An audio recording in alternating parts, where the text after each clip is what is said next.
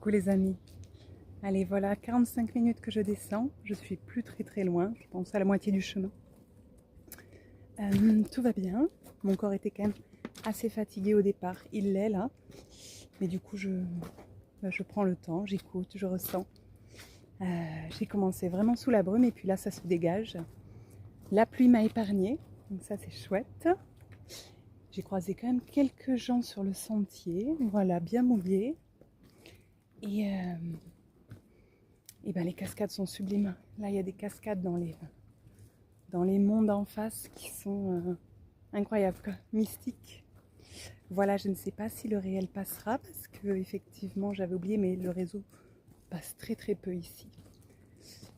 Donc, tout ça pour vous dire que,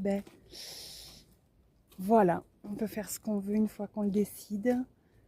C'est vrai que le corps est c'est notre temple, hein, c'est notre maison sur cette terre. Moi, j'ai pas été forcément éduquée dans le soin du corps. Donc, j'ai réappris ça grâce au yoga. Je me suis mise au yoga, je devais avoir 21-22 ans. Et c'est tout un parcours. Le jeûne m'a appris énormément. Ce jeûne sec aussi. Mais plus que jeûner, je pense vraiment, c'est comment rayonner, comment retrouver sa lumière. Et moi, c'est ma quête première.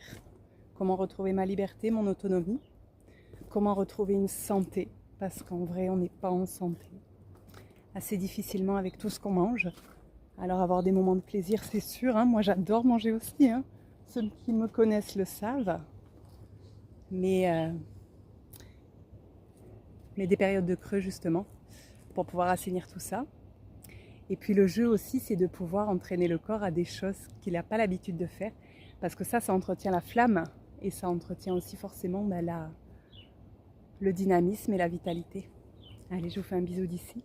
Et j'essaye d'envoyer ensuite. Bye.